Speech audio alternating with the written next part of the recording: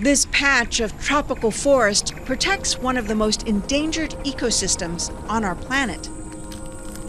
It could have been cleared for palm oil. Instead, huge multinational corporations have paid to safeguard it. It's called Rimba Raya, and it sits on the island of Borneo in Indonesia. The land traps and stores carbon dioxide, the greenhouse gas that's fueling climate change. And it's an activity set to become increasingly lucrative. This is an emerging asset class. It's an opportunity to exponentially grow the global economy based on the ever-increasing value of these natural capital assets.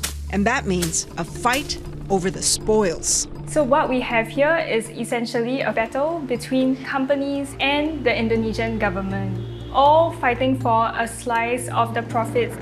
The fight over this protected jungle highlights one of the most pressing questions in the climate change battle. Who profits from saving the planet?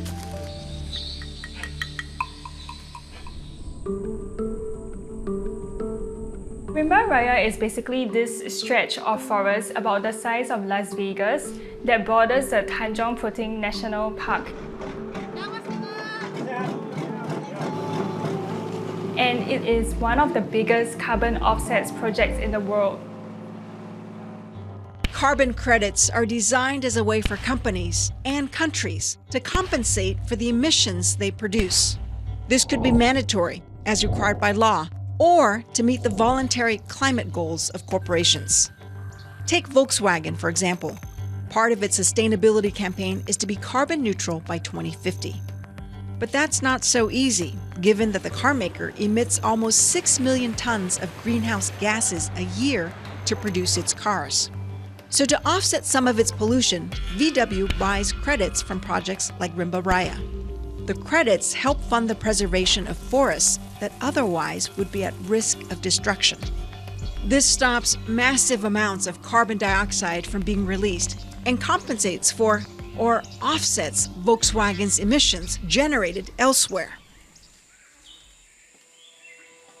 In Rimba Raya's case, carbon credits fund the protection of its forests and peatlands that can store 8 times more CO2 than a typical rainforest of the same size. Its credits also pay for conservation efforts and community initiatives like this library and mobile clinic. Let's see where I was there. And what Rimba Raya did is nothing short of remarkable. We had a list of things we wanted to prove when we created the Rimba Raya Biodiversity Reserve. And one was that we could achieve transformation sort of at scale exclusively through the monetization of those carbon assets. Todd Lemons is co-founder of a company called Infinite Earth, which created Rimba Raya in Borneo. The world-famous primatologist, Dr. Barute Galdikas, was located there. We went to her and explained what we wanted to do. The first response we got was, "I heard all about you carbon cowboys, I'm not interested." Often called the Wild West of modern capitalism, carbon offsets have a checkered history.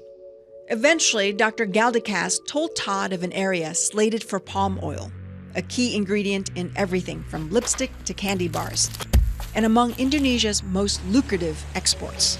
Todd and his business partner, Jim Volcanic, looked for local backers who could persuade the palm oil company to back down. And this was how businessman Rusman Wijaya, who heads the local firm PT Rimba Raya Conservation, got involved. This is a good project for humanity, for clean air of the world. Rimba Raya is massive. More than 25 million tons of carbon dioxide by companies have been offset using Rimba Raya credits. So that's about just a little less than the amount of carbon emissions that London emits every year. But carbon offsets have proven controversial.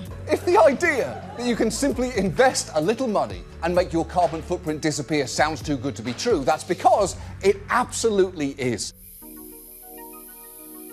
Carbon offsets are seen by some as a way to delay meaningful climate action, so there have been reports of projects generating bogus carbon offsets. Critics argue that companies can use offsets to claim that they're environmentally friendly without actually doing anything to pollute less. It's otherwise called greenwashing. Public confidence and investor confidence in the integrity of those credits is under the spotlight, and that's a big risk and something we're trying to work our way through. Still, this hasn't stopped the industry from growing as polluters try to meet their climate goals. The carbon offsets industry is worth about $1 to $2 billion today, and growth in prices could mean a market worth as much as $1 trillion by 2050, according to Bloomberg NEF estimates. That's made Wall Street and governments take notice. The Indonesian government was only getting roughly 10% of revenues from local carbon offset projects. It grew alarmed that foreign project developers would be the main beneficiaries of this boom. Indonesia slammed on the brakes and said, wait a second, there's no policy around this and we have to figure that out. So the government did two things. It banned sales of new carbon credits from 2021.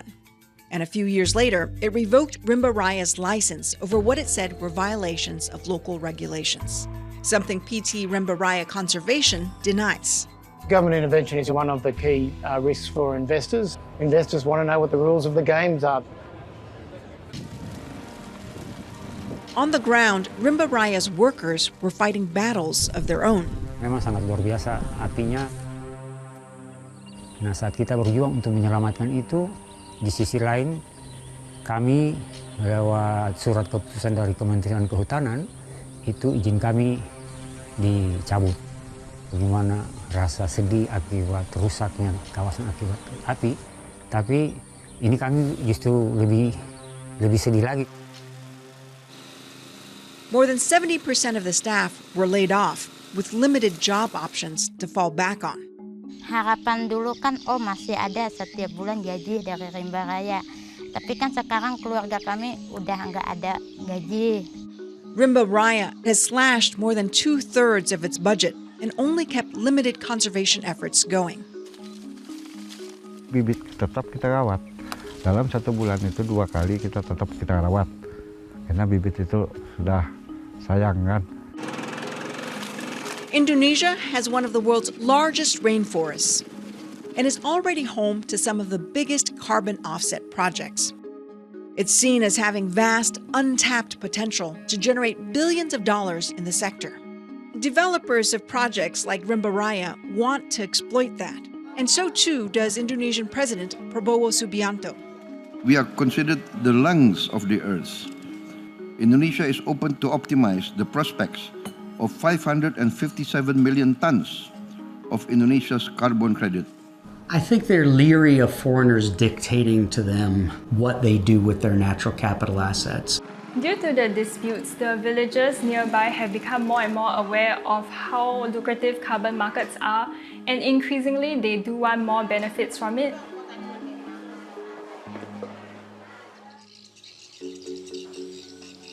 So the key question is, who should profit from this expanding industry? Everyone should profit from offsets, and that's the delicate balance, right? We still need a lot of fund to develop things inside the Rimba Raya. We have to have a source of revenue so that we can develop the villages to be sustainable, give a better healthcare, education, revenue for the people. And while that's being worked out, what's at stake? Without people to do fire patrols and forest patrols, you do have illegal loggers that are coming back to the zone. So the worst case scenario for Rimba Raya would be that the government still doesn't reach any clarity on carbon regulation. And if that happens, there'll be a point where we just don't have the bandwidth to continue the work in Rimba Raya. Saya 100% saya sedih dan saya tidak bisa bikin apa-apa. For Indonesia, the future of Rimba Raya and the development of the voluntary carbon markets is crucial. President Prabowo aims to use sales of credits to raise tens of billions of dollars in revenue to help meet climate commitments. Other countries with large offset potential, like Zimbabwe, Kenya, and Honduras, have similar ambitions.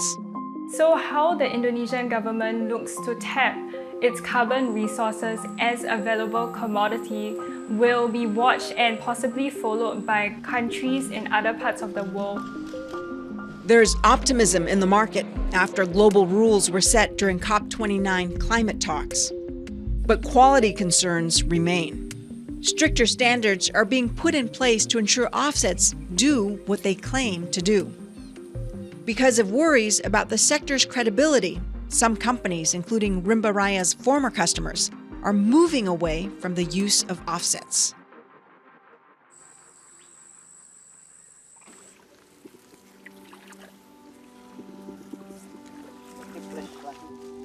But for those back in Rimba Raya, the priority is to protect the land. Sebenarnya untuk penyelamatan lingkungan, saya tidak ingin membanggakan diri, tapi memang itu orang-orang yang terpanggil. Kalau saya kemarin mau lamar lagi ke sawit, tapi masih berpikir, oh kalau saya ke sawit lagi sama aja kayak dulu gitu, nggak ada akan perubahan gitu. Kalau saran saya bagi pemerintah Indonesia, ayo mari kita lihat bersama-sama. Kalau pesan saya itu, ayo mari kita lihat kita dalam satu komponen utama seperti sebuah ekosistem hutan harus saling terikat.